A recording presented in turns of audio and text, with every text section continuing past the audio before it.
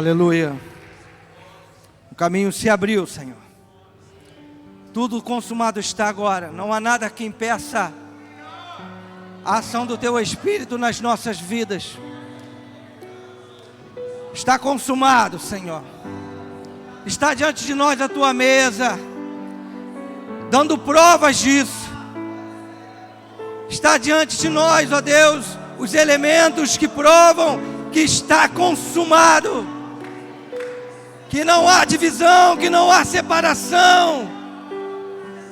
Que hoje podemos sentir essa presença tão forte nas nossas vidas nessa noite. Nós queremos Te glorificar, Senhor. Nós queremos Te adorar, ó Deus, por tudo que o Senhor é e se faz neste lugar. Te peço, ó Deus, que nessa noite não seja diferente como todas as outras. Que o Teu Espírito haja com liberdade em nosso meio. Que não haja nenhum impedimento, nenhum empecilho que possa atrapalhar a intervenção do Teu Espírito nas nossas vidas. Que o Senhor opere em nós o Teu querer, a Tua vontade nessa noite. É o que eu te peço em nome de Jesus. E todos digam amém.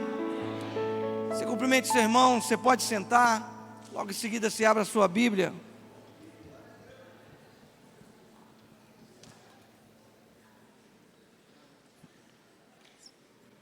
Se abra a sua Bíblia em 2 Reis, capítulo 5,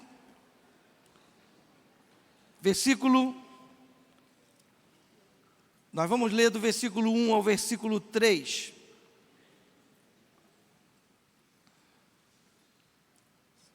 Segunda Reis, capítulo 5, do versículo 1 ao versículo 3.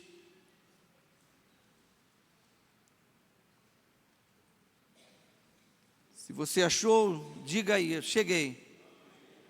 Amém. Então vamos ler. Naamã, nós vamos ler até o versículo 3, ok? Naamã, comandante do exército do rei da Síria, era grande homem diante do seu senhor e de muito conceito, porque por meio dele o Senhor tinha dado a vitória à Síria. Ele era herói de guerra, porém sofria de uma lepra. Tropas saíram da Síria e da terra de Israel e levaram cativa uma menina, que ficou ao serviço da mulher de Naamã.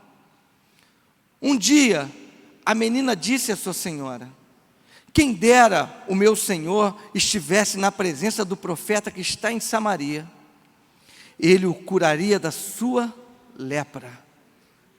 Que o Senhor abençoe a leitura da sua palavra. Amém? Eu meditando em cima dessa passagem de há algum tempo, e eu vi o quanto a Bíblia ela é esplendorosa, ela é demais. A Bíblia, ela não esquece ninguém, né? Nós lemos essa passagem agora aqui, e nós sempre passamos e pensamos no milagre que aconteceu com Naamã, né? Nós vimos ali também a ação do profeta Eliseu em cima daquela doença que Naamã sofria, mas nunca atentamos para a maior parte, o que levou à consequência desse milagre. Não foi a ação somente de Eliseu, existiram vários fatores aí, várias pessoas envolvidas nesse milagre.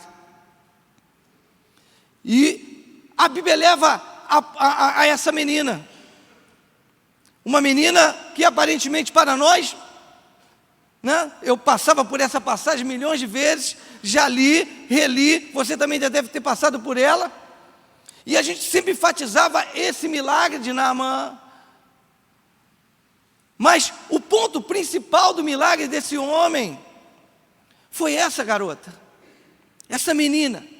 E o mais interessante disso tudo é que a Bíblia, ela faz questão de exaltar os anônimos. Nós humanos, nós aqui temos a tendência de colocar sempre que está em cima do pedestal, porque achamos que tem mais poder, achamos que tem mais uma posição social alta, e achamos que ele pode fazer mais. E a Bíblia nos mostra que é bem diferente assim. A Bíblia tira alguém do escondido para brilhar, para protagonizar um milagre de Deus na vida de alguém. Então, fica isso de lição para a gente, que por mais que você possa se achar pequeno, Deus não te vê pequeno, Por mais que você possa se achar insignificante para a sua família, para o seu trabalho, para a sua faculdade, para a sociedade em si, Deus não te acha assim, porque a qualquer momento você pode mudar a história da vida de alguém.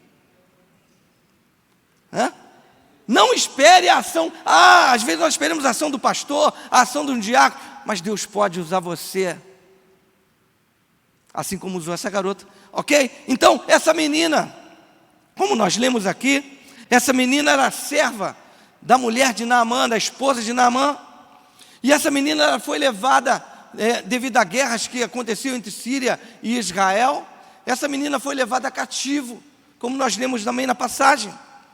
E essa menina tinha todos os motivos para ser uma menina rebelde, para ser uma menina revoltada, para ser uma menina desobediente, murmuradora, porque ela vivia longe da sua casa, ela foi retirada do convívio da sua família, do seio da sua casa, dos amigos, ela foi separada do seu país, do seu bairro, e foi levada como escrava por um povo estranho, para um lugar estranho, para uma casa estranha. E nesse decorrer desse tempo aí, a gente não avalia o quanto essa menina sofreu na mão do exército sírio, até chegar na casa de Naamã.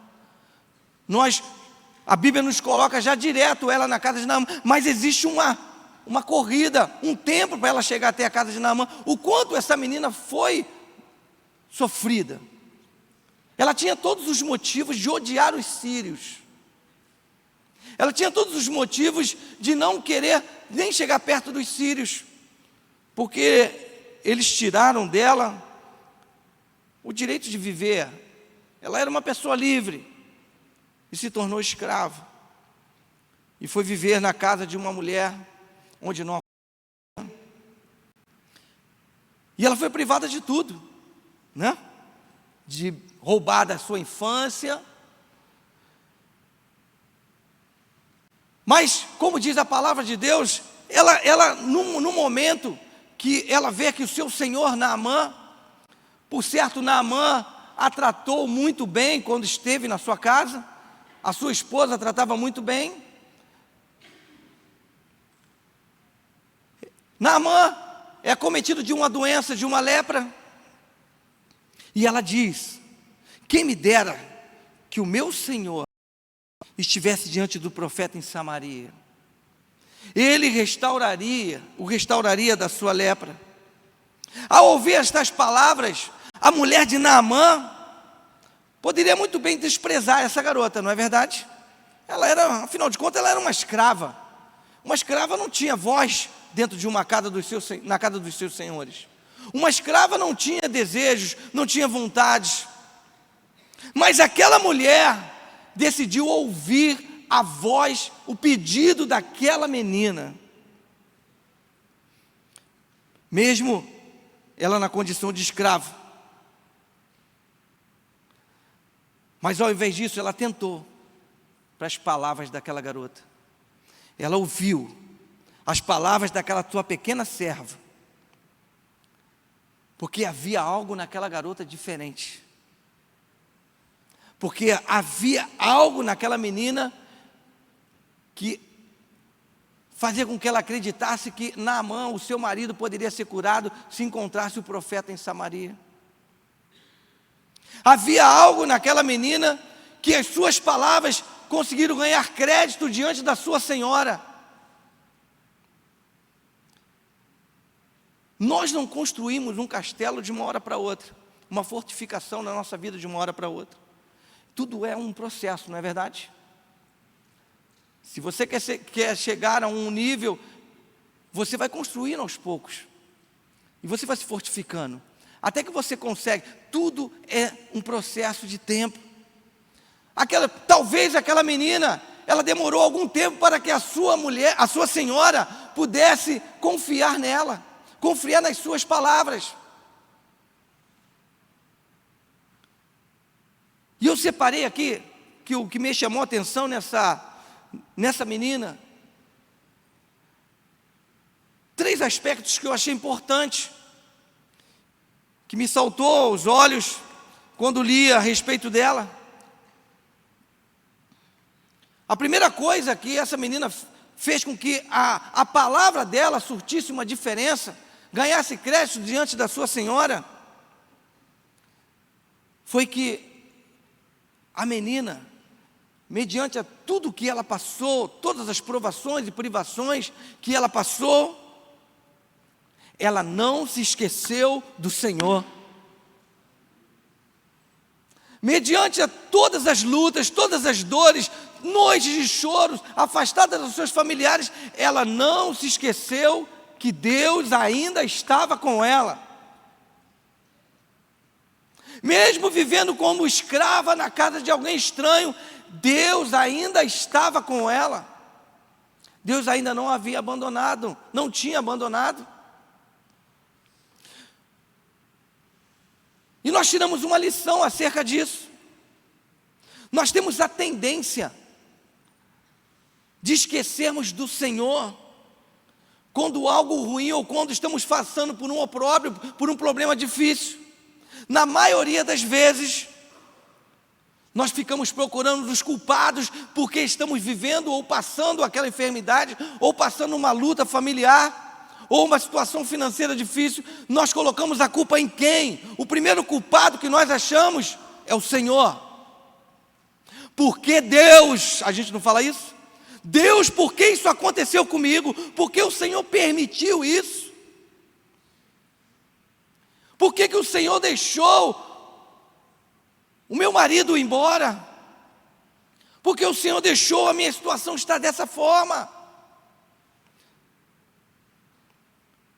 O primeiro culpado que nós achamos, nós esquecemos de todas as coisas boas que Deus fez nas nossas vidas. E quando vem uma situação difícil, nós apagamos, nós perdemos a memória. Esquecendo do Senhor.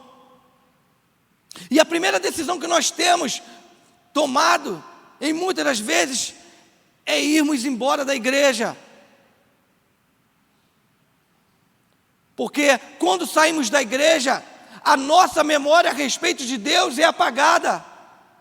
Porque enquanto estamos aqui, Deus é lembrado, é trazido à memória, sempre.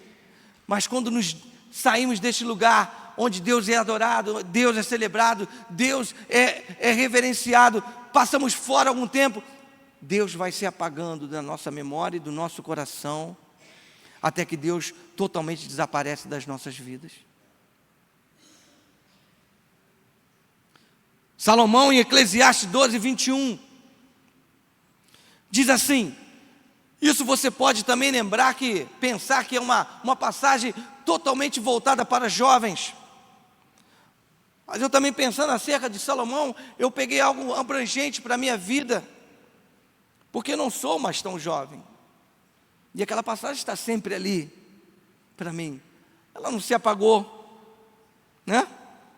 E ele diz assim, 12:1, diz assim, lembra-te do teu Criador, nos dias da tua mocidade, antes que venham os teus dias maus, e cheguem os anos dos quais venhas a dizer, eu não tenho contentamento neles.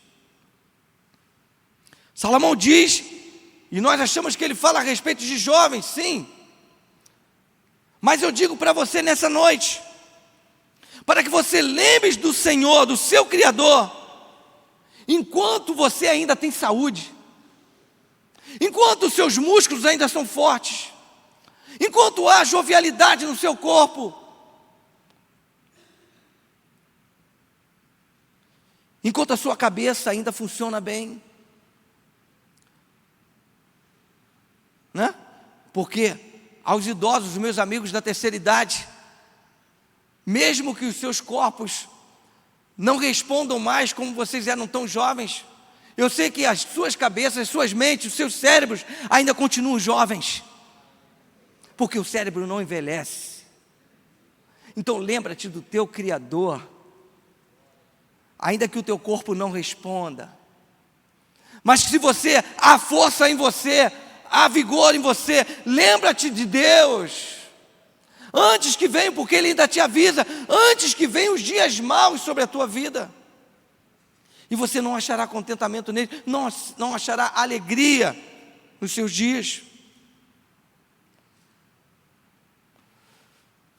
Ela não deixou de acreditar, mediante as lutas, mediante as dificuldades, mediante as dores, ela não deixou de acreditar no poder de Deus. Não deixe de acreditar em Deus, na salvação do teu filho. Tem gente desistindo. Não deixe de acreditar em Deus, na salvação do seu marido. Pastor, quanto mais eu oro, mais ele bebe. É assim mesmo. Porque o nome de Deus vai ser tão glorificado na vida dele. E ele vai servir a Deus com total intensidade. Não desista de Deus, porque você acha que a tua situação financeira não deslancha. Deus está vendo você. Em todo momento, Deus esteve com aquela menina.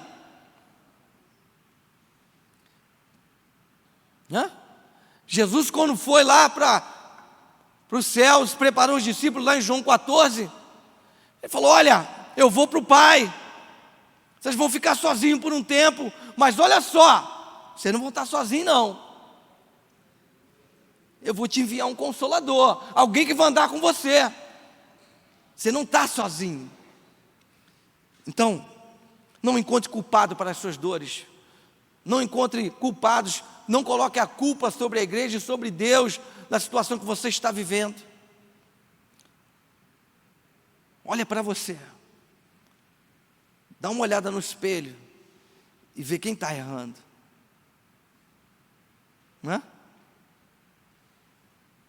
Você vai achar. A segunda coisa que aquela menina fez, que foi de suma importância para a vida dela, que fez com que ela tivesse aquela sacada de chegar e falar: olha, que bom que seria que o meu Senhor estivesse em Samaria junto com o profeta. Ela guardou os ensinamentos da palavra de Deus, nunca se perdeu.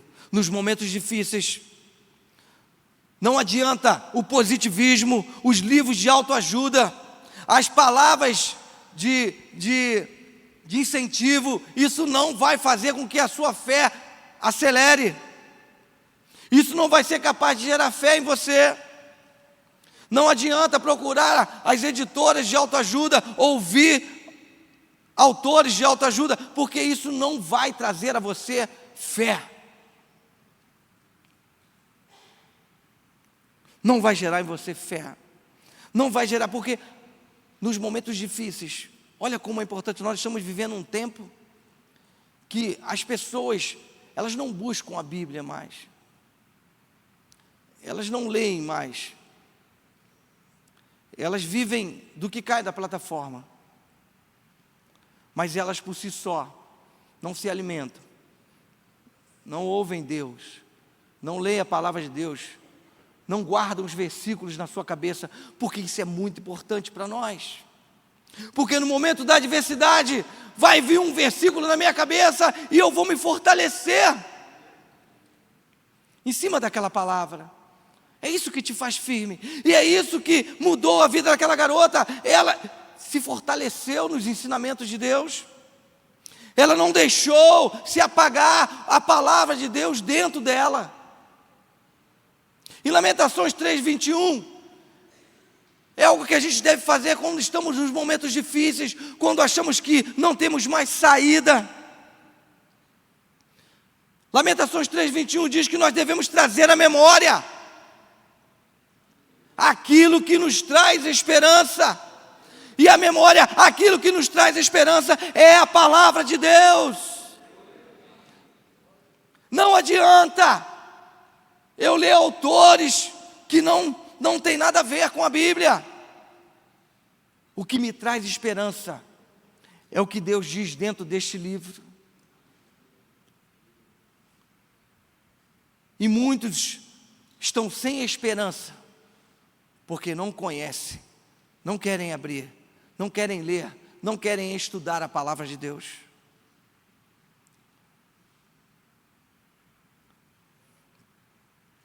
Em Salmos 3, 1:3 diz assim,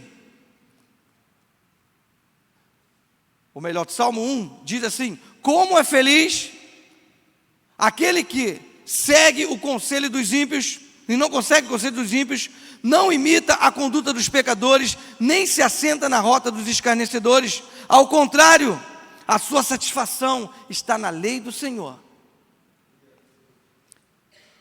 e nela ele medita, ele lê, ele relê, ele lê, ele relê, ele medita, de dia e de noite, de dia e de noite, de dia e de noite. A fé, a certeza, o ensinamento, ele só entra dentro de nós se nós buscarmos continuamente. E se você não lê a Bíblia, saiba de uma coisa, você está frito. Porque o diabo, nosso adversário, ele conhece a Bíblia. Ele não foi lá com Jesus no deserto, e ele não falou de coisa com coisa, ele falou a palavra. Aí você, chega o diabo e para você, te contesta na palavra, e você, estou frito. Jesus, na palavra, botou ele no lugar. Então, conheça a Bíblia, fortaleça-se na palavra de Deus. Quer ser um crente firme? Conheça a palavra de Deus. Né? Às vezes nós nos alimentamos somente do domingo, quando o pastor lá faz a escola bíblica e pronto, a semana já está cheia, porque eu já estudei, fui da escola bíblica domingo, já matei o meu tempo. Mas isso é uma continuidade. Você vem domingo e vai continuar lendo, vai continuar buscando, vai continuar investigando a palavra de Deus, porque ela é vida para o nosso corpo. Você será plantado, como diz o Salmo, junto a ribeiro de águas, e no tempo devido vai dar seu fruto. Como aquela menina, no devido tempo, ela deu o fruto. Ela falou: olha, manda o meu Senhor ir lá, porque eu sei que existe um profeta de Deus lá, e ele vai curar o meu Senhor. Entendeu? Então, nós falamos com certeza quando lemos a palavra de Deus. A outra coisa que ela manteve muito bem, ela manteve o seu testemunho. O que falta hoje nos crentes são credibilidade. A tua palavra tem crédito hoje diante daqueles que estão próximos a você? A tua palavra tem algum efeito sobre aqueles que estão junto a você? A nossa conduta diz acerca de quem somos. Nós somos sempre observados. Você sabe que você está sendo observado sempre. Você está sendo observado na sua faculdade, nas redes sociais. Né? Às vezes, o camarada vai lá e curte, mas ele curte não é porque ele curtiu, não. Ele está curtindo porque ele está debochando de você. Ah lá, diz que é crente, vou curtir. Aquela parada, curtiu sem curtir? Né? Do hotéis.com. Curtiu sem curtir? O cara vai lá e curte, mas ele não gostou mesmo daquilo. Então, a nossa conduta diz muito acerca de quem somos. Se você é de Deus, seja de Deus. Porque você não está envergonhando a sua vida, não. Você está envergonhando o nome do Senhor que você carrega. Porque você está fazendo com que o mundo desacredite no poder de Deus. Então, a tua conduta diz acerca de quem você é. O mundo está observando no que você fala, o que você veste. Palavras, você pode pregar para um bocado de gente. Palavras somente não sustentam a salvação de alguém, mas um testemunho vivo,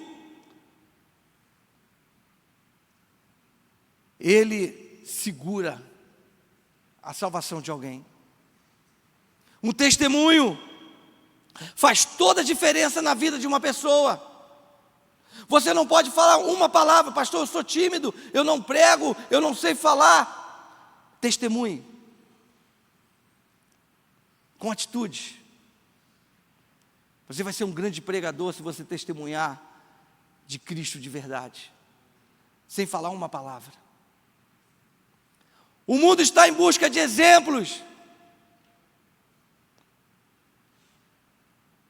Estamos vivendo numa sociedade totalmente corrompida. As nossas lideranças totalmente corrompidas. Os poderes corrompidos. Mas o mundo ainda busca um exemplo.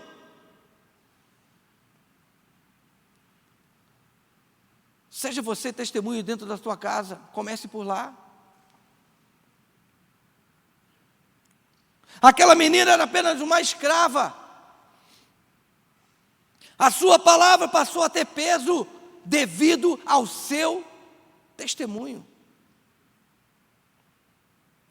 Tem gente que não acredita na palavra de um crente mais. Tem gente que não faz mais negócio com crente. Você sabia disso? Você deve conhecer alguém assim. Olha, eu não faço mais negócio com crente. Nunca mais.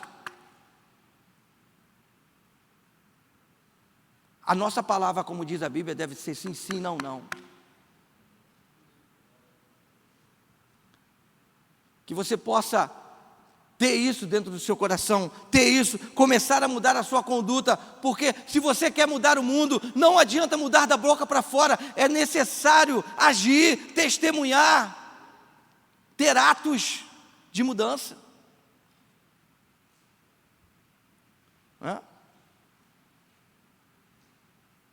Está na hora, se você é fraco com bebida, larga isso, meu irmão. Foge disso, começa a testemunhar. Ah, mas pastor, eu gosto. Tá, mas você se converteu, você aceitou a Cristo, larga isso. Ah, mas eu gosto de uma noite, de um festival de heavy metal, de um Rock in Rio. Acabou, não é mais o lugar para você estar. Cristo te chamou para um outro lugar. Eu me lembro que no início da minha conversão, eu sempre gostei muito de bandas de rock, metal pesado. E aí aceitei a Cristo. Ah, um amor. Eu amei a Cristo quando o Senhor me achou.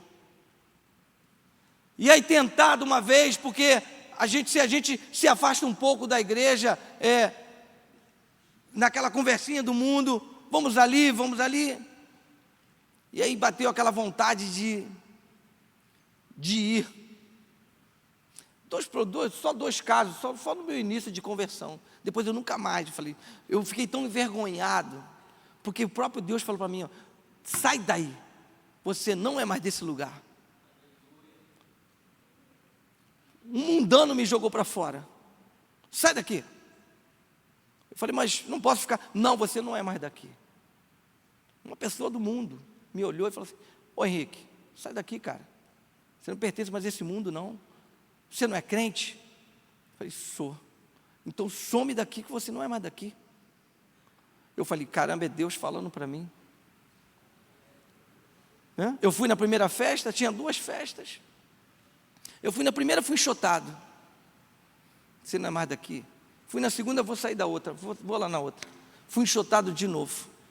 Falei, não é possível. Nunca mais voltei lá. Nunca mais voltei, nunca mais pisei, nunca mais senti vontade.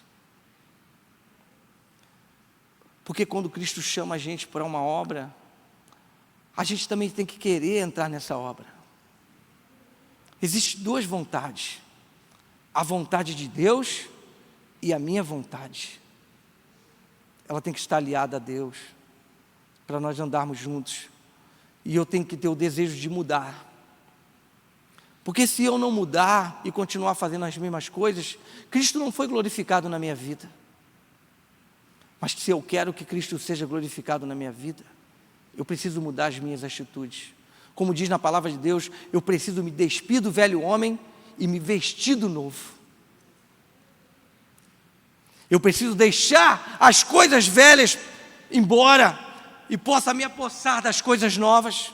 Eu preciso testemunhar do amor de Cristo, porque se eu quero alcançar alguém, eu preciso mostrar a mudança para essa pessoa. Mesmo que as pessoas te deixem, ah, pastor, eu sou muito popular, eu vivia rodeado de gente, eu também fui assim, mas vivi sozinho quando falei que aceitei a Cristo, mas pelo contrário, eu falei, Deus, o Senhor me mandou tanta gente, que eu não me sinto mais sozinho, né? Deus vai enviar, não vai se sentir sozinho não, Deus vai mandar uma galera nova para você, tudo convertido, tudo crente, né? Aí você ouve os caras depois, o mais legal de tudo, quando você testemunha, o mais legal de tudo mesmo, é você ouvir os testemunhos dos teus amigos de rua, e falar assim para você, olha, é uma coisa assim, que te infla espiritualmente falando, se não fosse você, eu não estaria na igreja hoje. Você se manteve firme, mesmo diante das lutas, mesmo diante das encarnações, você é crente, cara, e hoje eu sou assim porque você foi. Então, testemunho salva pessoas.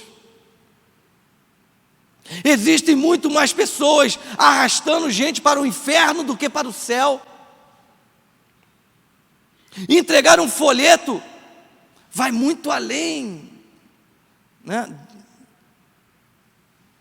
Porque o diabo discerne a coisa também, e sabe quem é de Deus, quem não é de Deus.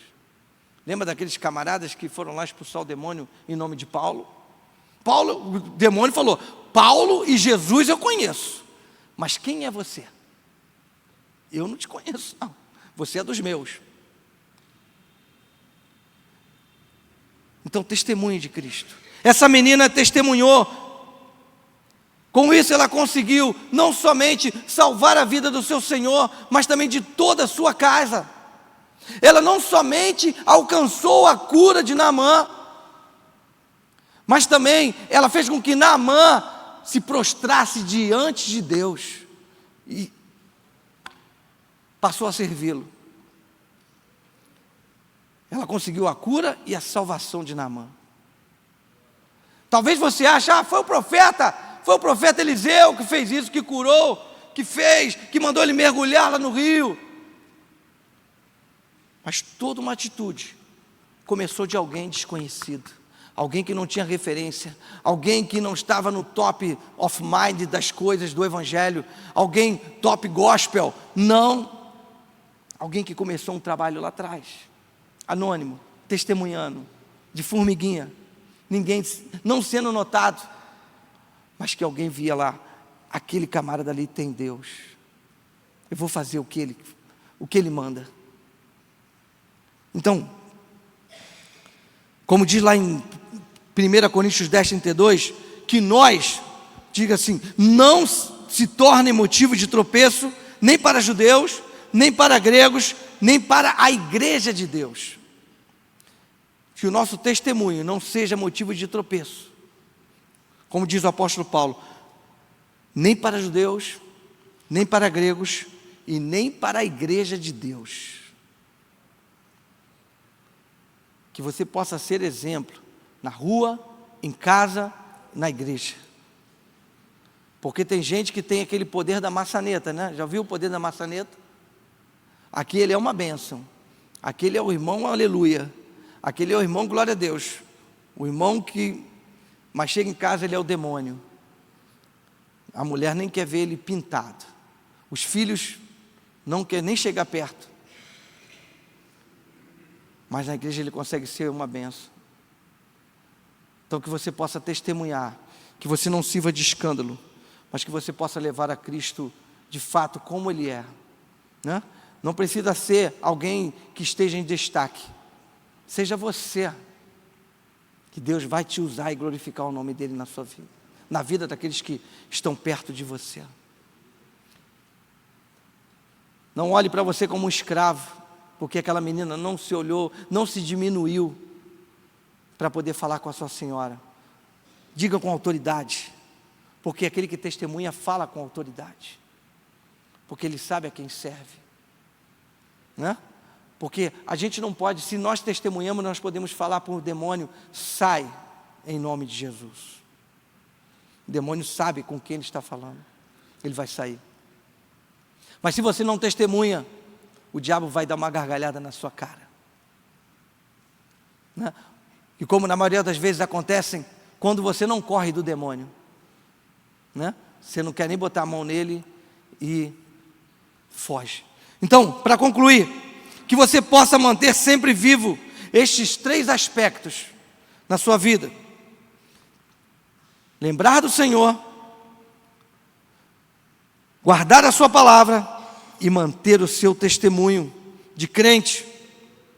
O Senhor permite coisas nas nossas vidas, assim como permitiu aquela menina de ser levada, vai permitir a você algumas coisas para que você possa glorificar o nome dEle na vida de alguém.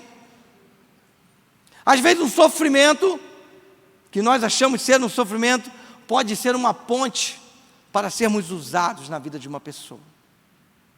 Você já viu aquela coisa assim, você está sofrendo, aí você fala assim: caramba, meu Deus, o meu sofrimento nem se iguala à vida dessa pessoa. Eu estou feliz da vida passando o que eu passo, porque essa pessoa eu não sobreviveria. Então, Deus nos leva a algumas situações para que nós possamos ver que nós possamos ser usados ainda mesmo no sofrimento. Naamã retornou curado, salvo, liberto. Que você possa ter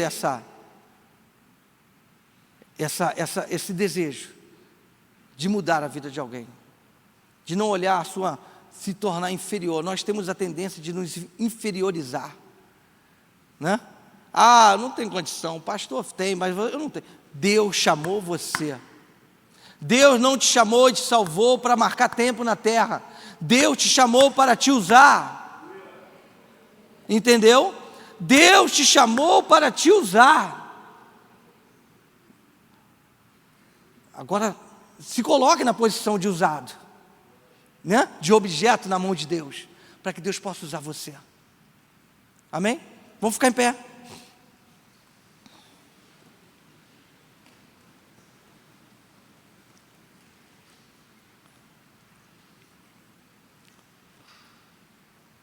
Nem sempre as muitas palavras trazem salvação para alguém. Quero repetir para você, mas um testemunho faz toda a diferença, né? Que você possa ouvir de alguém: quero ser igual a você, quero ser um crente igual a você, porque você é diferente dos crentes que eu tenho visto, né? A Bíblia fala que o mundo espera a manifestação dos filhos de Deus. O mundo está lá fora esperando a gente.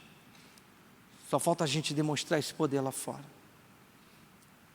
Nós vamos participar da ceia hoje.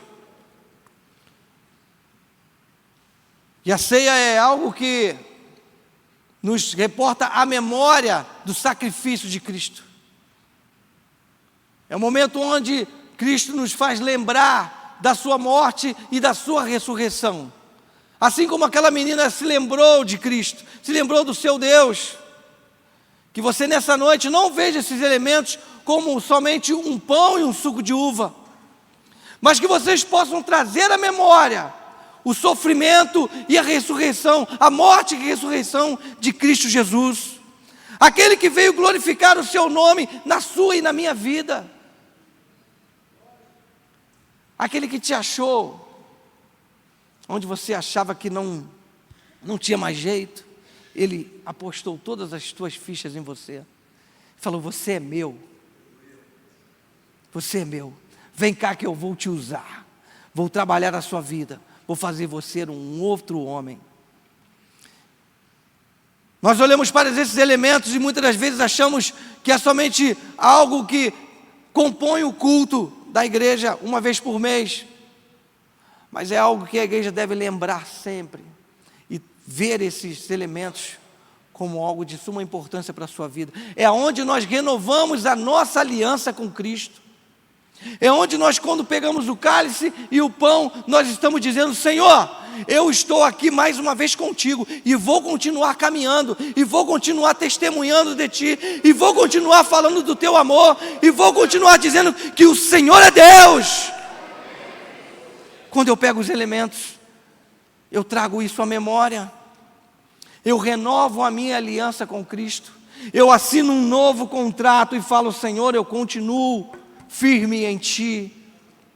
Não é somente comer um pão e tomar um vinho, ou um suco de uva, vai muito além disso.